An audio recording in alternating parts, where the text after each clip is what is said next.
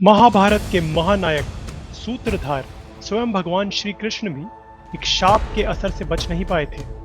महाभारत युद्ध के अंत में जब गांधारी ने अपने मृत पुत्रों के शव देखे तो उन्होंने श्री कृष्ण को एक शाप दिया था। जिस तरह तुम मेरे वंश के विनाश के कारण बने हो, उसी तरह तुम्हारा पूरा यदुवंश भी विनाश को प्राप्त होगा। सालों बाद ये शाप सच हुआ। आइए जानते हैं आज मौसल पर्व में ऐसा क्या हुआ जिससे भगवान भी अपने कर्मों के फल से बच नहीं पाए। ये पर्व एक ऐसी कहानी है जिसमें विनाश के बीच एक नई शुरुआत का संदेश भी छुपा है।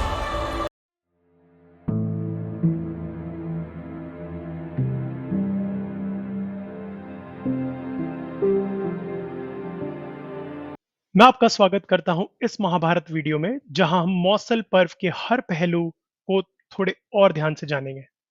ये वीडियो आपको श्लोकों के साथ उस समय की भावनाओं, मानसिक दांवपेचों और घटनाओं की गहराई में ले जाएगा। तो चलिए शुरू करते हैं इस महाकाव्य महाभारत के अंतिम और गंभीर अध्याय की यात्रा। अगर आपको ये वीडियो पसंद आए तो लाइक करें, शेयर करें और सब्सक्राइब करना ना भूलें। पिछले अध्याय आश्रम वासिका पर्व में हमने देखा कि कैसे धृतराष्ट्र, गांधारी और कुंती ने राजमहल छोड़कर शरणागत आश्रम में शांति की तलाश की। वे सांसारिक जीवन के बंधनों से मुक्त होकर मोक्ष की ओर बढ़े। औरतों ने अपने दुख और बलिदान की गाथा सुनाई तथा धर्म और ध्यान की महिमा भी बयां की। इसी बीच यदुवंश के जीवन में अशांति की चिंगारी तेज होती जाती है, जिसका वर्णन आज की वीडियो में किया जाएगा। मौसल पर्व की शुरुआत मां गांधारी के उस शाप से होती है जिसे उन्होंने कृष्ण के वंश पर डाला था। तुम्हारा वंश तुम्हारे ही हाथों नष्ट होगा। यह शाप यदुवंश के अंत की शुरुआत की चेतावनी थी। सर्वे यदुनाम कुलम भीतम विजय परिवर्जितः दुरात्मना ही शापेन विनाशो भवति घोरः। यदुवंश का कुल जो दुरात्मा के शाप से भयभीत और परास्त है, विनाश निश्चित है। यह बताता है कि इस कुल की नियति काली और दुखदायी है। द्वारका में एक भव्य उत्सव आयोजित किया जाता है। यहाँ यदुवंश के युवाओं द्वारा मदिरा का सेवन किया जाता है। मदिरा के नशे में ये युवक धीरे धीरे एक दूसरे के प्रति घृणा, क्रोध और नफरत पैदा करते हैं। नशे और अहंकार के कारण उनका प्रेम और सम्मान समाप्त हो जाता है। उन्हें संस्कृत में मध्य मानसो जहनु कहा गया है, जिनकी बुद्धि मद में खो जाती है। मद्यपान वशे मनो भ्रमति च भ्राम्यते च परस्परम अधिकम तेषाम शत्रुत्वेन विनाशियेत। अर्थ, मद्यपान के कारण मन भ्रमित होता है और वे अपने ही दुश्मन बन जाते हैं, जो अंततः विनाश का कारण बनता है।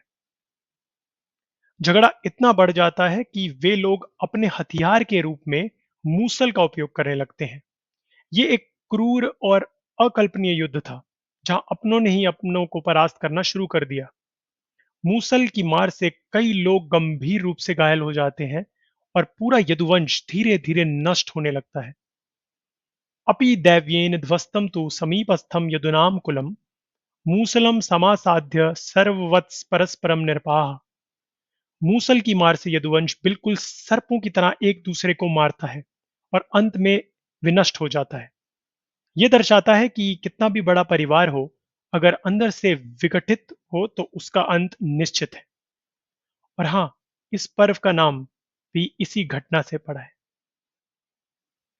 इस विनाश के बाद भगवान कृष्ण अपने वन आश्रम में ध्यान लगाने चले जाते हैं, परंतु वहां एक शिकारी गलती से उन्हें तीर मार देता है, जिससे वह गंभीर रूप से घायल हो जाते हैं।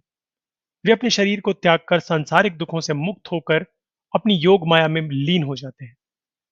स्वकर्मणा प्रमुच्य तु योग मायाम समास्थितः शरीर त्यागेनैव नित्यम मोक्षम समाप्यते।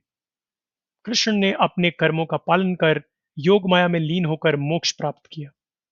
कृष्ण के शरीर त्यागने के बाद समुद्र द्वारका नगर को निगल जाता है। यह घटना यदुवंश के क्षय का प्रतीक है। भाग्य की यह मार्मिक कथा हमें धन संपदा के क्षणिक होने और धर्म अध्यात्म की स्थिरता का बोध कराती है। मौसल पर्व महाभारत की सबसे कड़वी सच्चाइयों में से एक है। यह हमें बताता है कि सत्ता, वैभव और संबंध क्षणिक होते हैं। धर्म, सत्य और कर्म के मार्ग पर चलना ही जीवन की सच्ची स्थिरता है। इस पर्व से हमें सीखना चाहिए कि बुराइयों और शापों से बचने के लिए हर समय सतर्क रहना चाहिए। तो दोस्तों, ये थी महाभारत के सबसे दर्दनाक और भावुक मौसल पर्व की कहानी। इससे हमें ये सीख मिलती है कि चाहे कितनी भी ताकत और संपत्ति हो, असली ताकत तो हमारे कर्मों और रिश्तों में ही है। हमेशा अपने परिवार और समाज में प्यार, समझदारी और न्याय बनाए रखना बहुत जरूरी है। अगर आपको ये वीडियो पसंद आया तो लाइक करें, शेयर करें और अपने विचार हमें कमेंट में जरूर बताएं। ऐसे और महाभारत के दिल छूने वाले अध्यायों के लिए हमारे चैनल को सब्सक्राइब करना ना भूलें। इसके बाद महाभारत की कहानी लेगी एक नई, भावुक और गहरी दिशा। महाप्रस्थानिका पर्व में हम देखेंगे कि कैसे पांडव द्रौपदी समेत अपने अंतिम सफर पर निकलते हैं। अपने राजसत्ता और सांसारिक बंधनों को छोड़कर वे मोक्ष की ओर प्रस्थान करते हैं। इस यात्रा में है त्याग, तपस्या और जीवन के सबसे बड़े सवालों के उत्तर। अगर आप महाभारत की इस अंतिम अध्याय की इस आध्यात्मिक यात्रा को समझना चाहते हैं, तो अगली वीडियो में हमारे साथ जरूर जुड़ें, क्योंकि ये यात्रा अभी खत्म नहीं हुई है। जय श्री कृष्ण।